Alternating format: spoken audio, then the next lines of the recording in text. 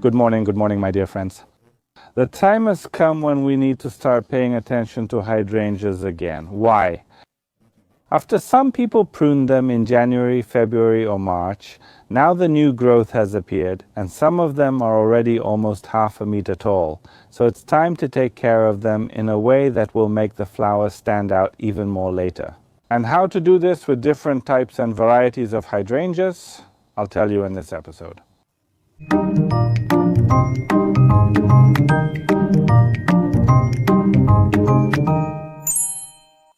If you want to have beautifully blooming hydrangeas, trouble-free hydrangeas throughout the season, like the ones you see here in the photos, then be sure to stay with me for the rest of the video, because that's where I'll talk about the treatments that will make your hydrangeas bloom beautifully and, for example, prevent them from falling over.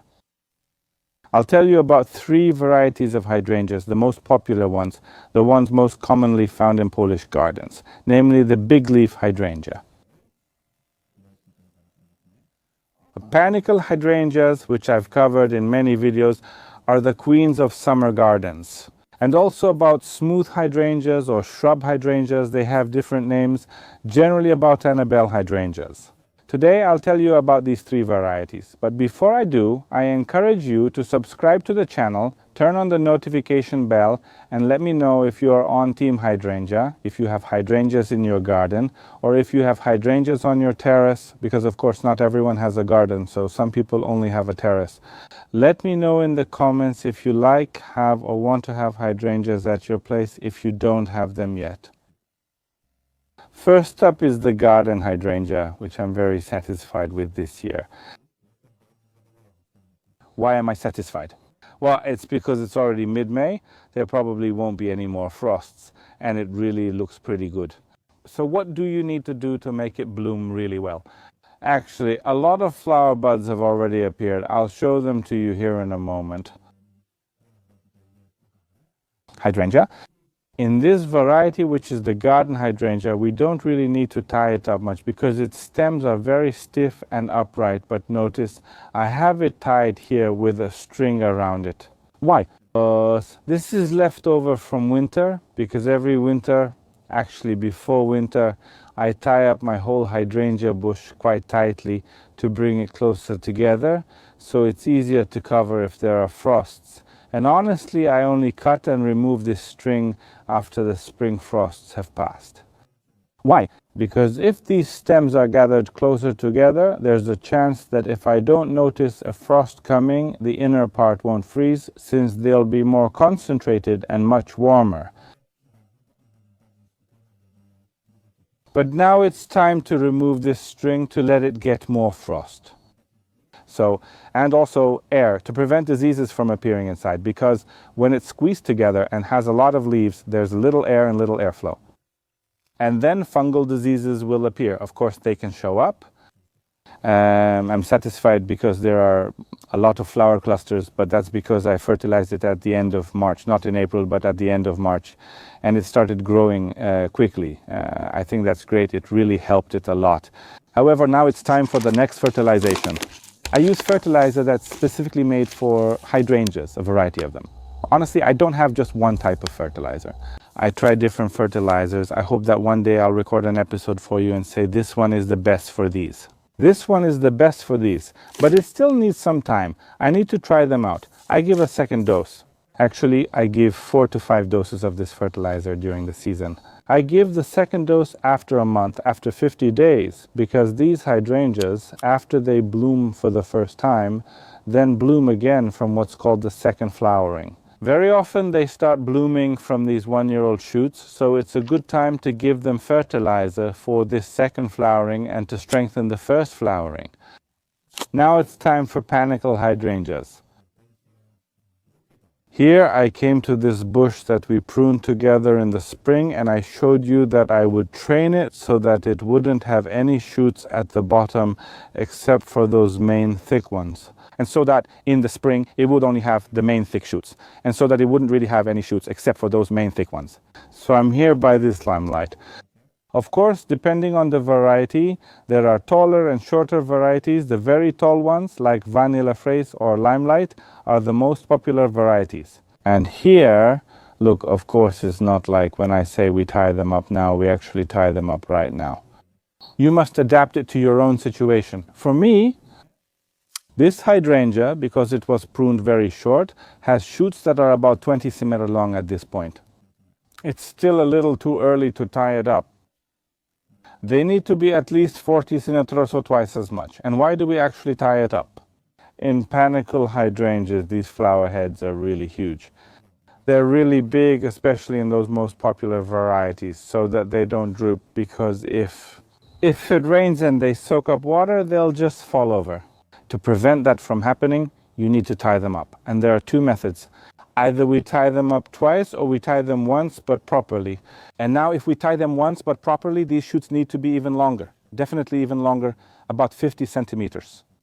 Then we wrap them together. We don't need to attach them to any element. We simply twist them together, putting them on and securing them.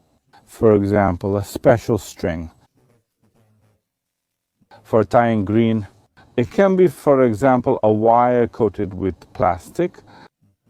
They also work very well. We tie them, twist them, and then they are narrower at this height, while the flowers don't droop as much. And that's one way.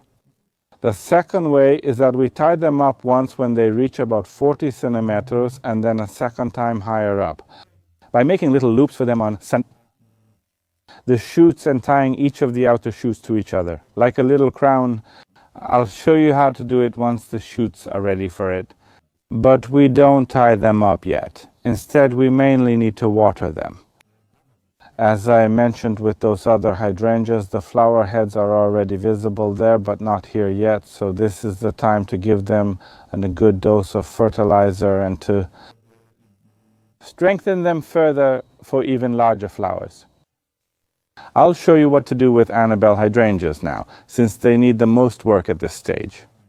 I'm heading there now. I have a special place for the Annabelles that I made last year, but I'll tell you about them again. I've had a helper for some time now who drives around the lawn. I'll tell you about him in the next videos, but for now let's go to the Annabelles. There's a special place for the Annabelles by my walls. Someone once asked why I have 3 walls in the fence. From the start I wanted beautiful rose arches here. And this year, look, it really looks great. But under these arches I planted here, I think 2 seasons ago, Annabelle tree hydrangeas, and in each of these 3 spots I have those hydrangeas. Annabelles, look, they already have the biggest growth because they're already about up to mid-thigh. And now is exactly the time for us to do a procedure so they don't fall over, because Annabelles have the biggest flower heads and the thinnest stems. That's why they often lay down. That's why it's so important to support them somehow, because I have them set up between 2 such tripods. That was a special idea. Now I can do so that I can stretch a line every 15 centimeters from each tripod like this. A little horizontal string, and at the very front, and because of that these Annabelles will be standing beautifully here. That's one way. Of course, if you don't have those supports, you can just stick in a composite stick or maybe 3 and make lines for them along the way. Later you can even use those tomato clips to hold some of the flower clusters, and that will work really well. And in a moment I'll tell you about a method that you can use pretty much anywhere, and it's very simple, very cheap, very quick to set up, and it works really great. So now I'm going to do the tying.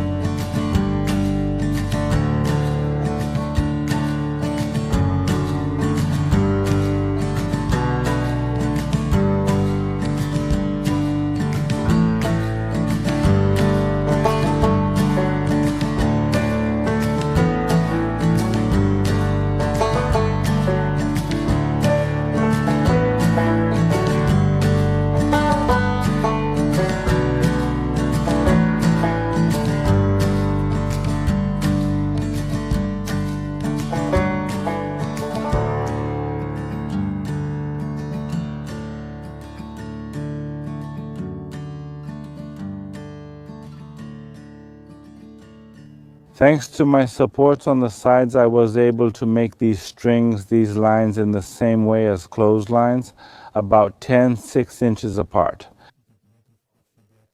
They are pulled tight. I placed them higher than where the hydrangeas are right now because they will be about this height. So at about 80 centimeters, I can already set them up. These little lines, and now the hydrangeas will grow through them. Soon these lines won't be visible anymore. The lines will hold the hydrangeas and everyone will be happy. And I, because I have such beautiful hydrangeas that don't flop over, and since the hydrangeas won't be lying down, they won't catch fungal diseases. Everyone is happy. So this solution is great, and an even better one. I'll tell you about it in a moment. Thanks.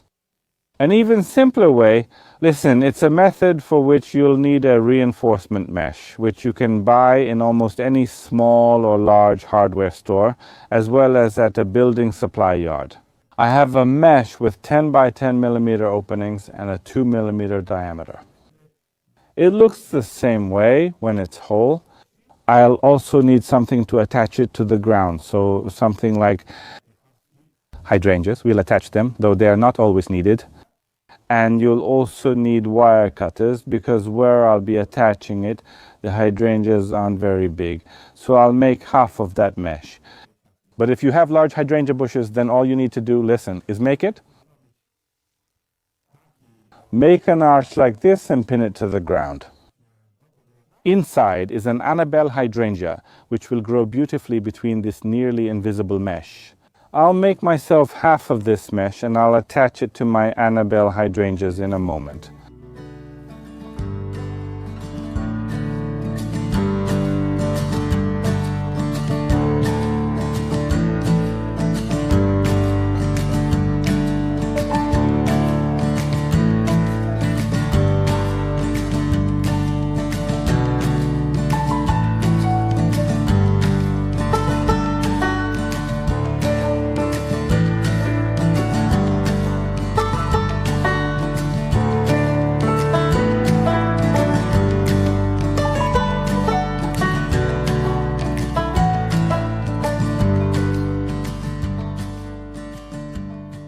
Look, I have a difficult spot here because there are 2 currant bushes in between, which I don't want to remove. And this Annabelle hydrangea is between them. So I made this mesh narrower, but you can just as well use a wider one if you want to make another and another row like this. Attached by sticking it into the ground. And it's important, very important, that these ends, whether they're cut or even not cut, because with those classic uncut ones, the rods also stick out like this, that these rods should be stuck in, because sometimes when you're weeding, they can poke you in the eye, and we really don't want that, so we bend them inward. And what's important is to attach at least 1 or 2 hooks to the bottom, because if the leaves grow a bit here, the mass increases. Here it's not too dense, but if it were denser, it could just get pulled out. But this way it holds solidly and beautifully. It's also attached on the other side, and now Annabelle can grow here, and they definitely won't fall over. Thanks. Grab the net, friends. There are still more Annabelle hydrangeas in my garden.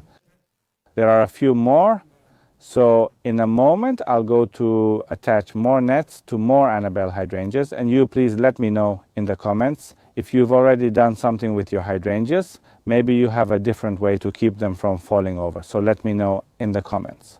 I know you can find many such methods on the internet, but I would like you to share with me how you do it. Maybe in a moment we'll record another video with your ideas on how to nicely support hydrangeas so that the flowers look beautiful. And very soon, in just a moment, there will be episodes from the Wow Garden project, so I encourage you to watch, comment and give a thumbs up, and of course share, so that others can also find out that there is a channel where different people's gardens are shown and some knowledge about gardens is shared.